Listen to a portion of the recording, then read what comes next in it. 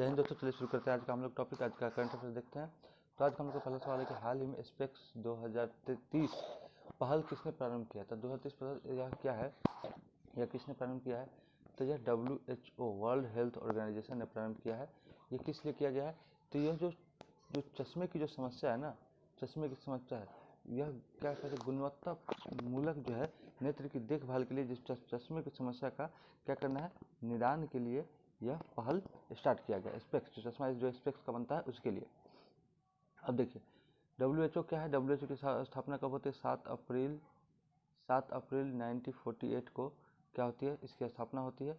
Head quarter कहाँ है? Geneva में। जिनेवा में इसकी हेड क्वार्टर है। WEF मतलब world economic forum. World economic forum जो क्या करता है, जेंडर गैप रिपोर्ट जारी किया था, जिसमें हमारा 127वां था। WWF वर्ल्ड वाइल्ड लाइफ, ठीक। WTO मतलब वर्ल्ड ट्रेड ऑर्गेनाइजेशन, जिसका मुख्यालय भी कहाँ है? जिनेवा में। तो यह पहल किस लिए प्रारंभ किया गया? चश्मे के निदान के लिए। किसके द्वारा? WHO द्वारा।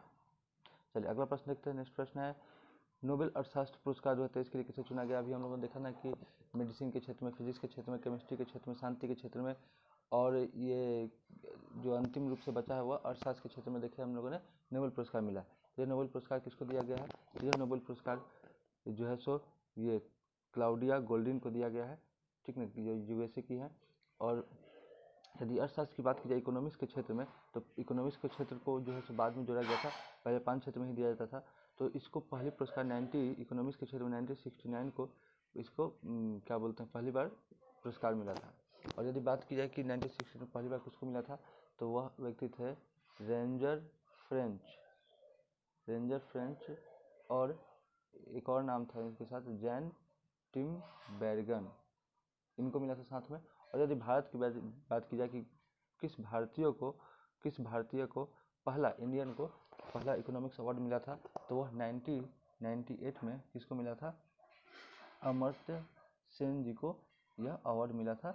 नोबेल पुरस्कार कब मिला था? 1998 को अमर्त्य सेन को अर्थशास्त्र के लिए पहले भारतीय नोबेल पुरस्कार पाने वाले अर्थशास्त्र के क्षेत्र में कौन थे? तो वह अमर्त्य सेन थे। चलिए अगला प्रश्न देखते हैं। देखिए आ गया, नोबेल प्राइज इन फिजिक्स में किसने जीता है? तो पियरे एगोस्टी ने, फ्रेंच क्राउज ने, एनी एल व्हीलर ने, इसने क्या किया, इनको क्या किस क्षेत्र में, फिजिक्स के क्षेत्र में नोबेल पुरस्कार दिया गया है, ठीक।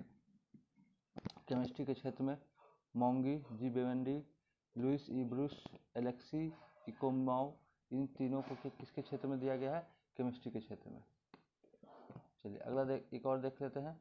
ये नोबेल प्राइज इन मेडिसिन के क्षेत्र में दिया गया है, किसको दिया गया है? विस्मैन और कैटलिन कारिगो को फिजिक्स के क्षेत्र में दिया गया है, मेडिसिन के क्षेत्र में। चलिए अब देखते हैं, हाल ही में चुनाव आयोग ने किस राज्य में विधानसभा, देखते हैं कि हम लोगों ने विधानसभा चुनाव की घोषणा कर दी गई है। और यह चुनाव जो है सो इस चुनाव में यह बात जो है सो 5 राज्यों में लागू की गई है। मिजोरम, छत्तीसगढ़, मध्य प्रदेश, राजस्थान और तेलंगाना, यानी उपयुक्त सभी राज्यों में क्या किया गया है, इसकी घोषणा कर दी गई है। अब यदि बात की जाए इस चुनाव आयोग की, इलेक्शन कमीशन आयोग की, तो इसका अनुच्छेद 324 से 329 तक इसका वर्णन संविधान में इसका वर्णन है।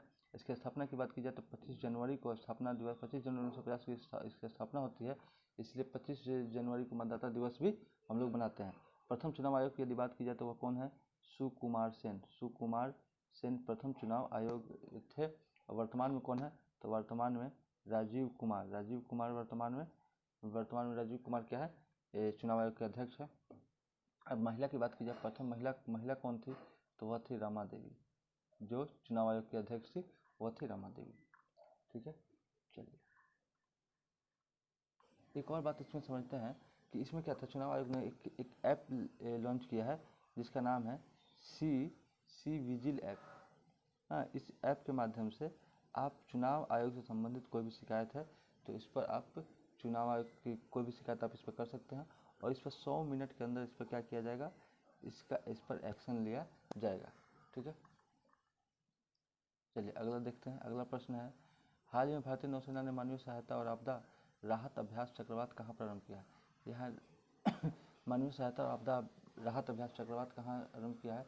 तो वह आरंभ किया है कहाँ पे? तो गोवा में। नॉर्मल सी बात है कि समुद्र के नज़दीक जो होगा तो गोवा में किया गया है। और जो है सो क्या बोलते हैं, हाँ गोवा में किया गया। यदि बात की जाए गोवा की, तो गोवा की स्थापना कब होती है? 1987 में गोवा की स्थापना होती है। और इसकी राजधानी कहाँ है? तो राजधानी पणजी है। चलिए आगे देखते हैं अगला प्रश्न।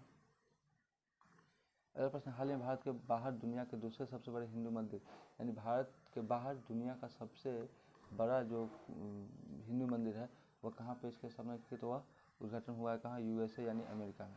यदि यह तो सेकंड नंबर पे है, यूएसए में तो सेकंड नंबर पे हो गया। आखिर फर्स्ट नंबर पे कौन है?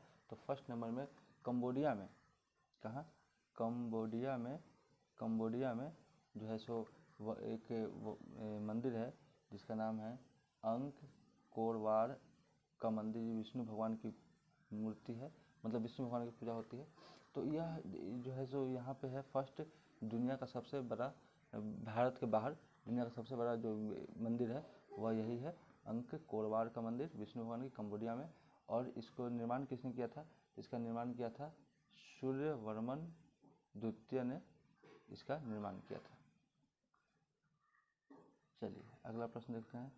अगला प्रश्न है, हाल ही में किस राज्य के काजू को जीआई टैग मिला है? तो अभी हम लोग देखते हैं हर एक प्रश्न में कोई ना कोई जीआई टैग मिलता है। जैसे जम्मू कश्मीर का भी पश्मीना वाला देखे थे, फिर जम्मू कश्मीर का एक पनीर का देखे थे। उसी तरह भी जीआई टैग दिया गया था। इसमें जीआई टैग गोवा को, यानी गोवा के काजू को जीआई टैग दिया गया है। ठीक है, अब इसमें बात की जाए तो गोवा का काजू है, ठीक ना, उड़ीसा का रसभरी मिठाई है, अरुणाचल प्रदेश का भी जो है सो चावल, इन सभी को क्या किया गया है? जीआई टैग दिया गया है। अगला प्रश्न देखते हैं, 16वीं कृषि विज्ञान कांग्रेस का आयोजन कहाँ किया जाएगा? या 16वीं कृषि विज्ञान का आयोजन कहाँ किया जाएगा?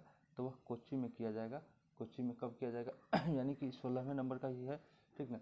कब किया जाएगा? तो 10 से 13 अक्टूबर, 4 दिन यह जो है आयोजन किया जाएगा। इसका उद्घाटन किसने किया था? उद्घाटन किसने किया था?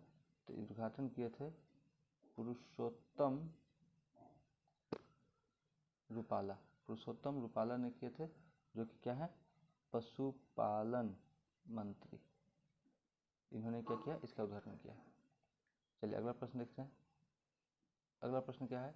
अगला प्रश्न है, हाल ही में मैरोग सुरंग का आरंभ कहाँ किया गया? तो मैरोग सुरंग की बात की जाए तो यह कहाँ पे किया गया है? तो नॉर्मल सी बात है, जो पहाड़ी इलाका होगा तो यह किया गया है जम्मू एंड कश्मीर में। जम्मू कश्मीर में यह सुरंग की स्थापना की गई। इसकी लंबाई है 395 मीटर। इस सुरंग की लंबाई है जो दोनों तरफ आने जाने का भी रास्ता है, मतलब एक वन वे है और एक वन वे नहीं है, मतलब 2 वे है, एक जाने का भी एक आने का भी। उसके बाद यदि बात की जाए NH44, इसका नाम किस NH पर स्थित है? NH44 पर। अब पहले जो नाम था वो क्या था? NH7, पहले NH7 नाम था, अब यह नहीं है, अब कौन है? NH44, ठीक। और जम्मू कश्मीर किस जिला में? तो रामबन जिला में यह बनाया गया है। चलिए अगला प्रश्न देखते हैं। अगला प्रश्न है, हाल ही में गंगा डॉल्फिन को राज्य जलीय जीव किसने घोषित किया? तो गंगा जलीय जीव किसने घोषित किया? तो यह उत्तर प्रदेश ने किया है। कब किया है? तो यह 5 अक्टूबर को डॉल्फिन डे मनाया जाता है, राष्ट्रीय डॉल्फिन डे। उसी दिन यह क्या किया है? घोषित किया है। अगला प्रश्न देखते हैं, हाल में चर्चा में समक्का सरक्का केंद्रीय जनजाति विश्वविद्यालय का संबंध किससे है? तो यह जो है संबंध किससे है? तो यह संबंध है तेलंगाना से है। यह आदिवासी जनजाति को क्वालिटी एजुकेशन, संस्कृति के बारे में, उनकी संस्कृति के बारे में बताना और हायर एजुकेशन, इन सब की सुविधा उपलब्ध कराने की बात किसमें की गई है? तो विश्वविद्यालय का संबंध किससे? तेलंगाना में। चलिए आज के लिए इतना ही, फिर मिलते हैं नेक्स्ट वीडियो में, तब तक के लिए धन्यवाद।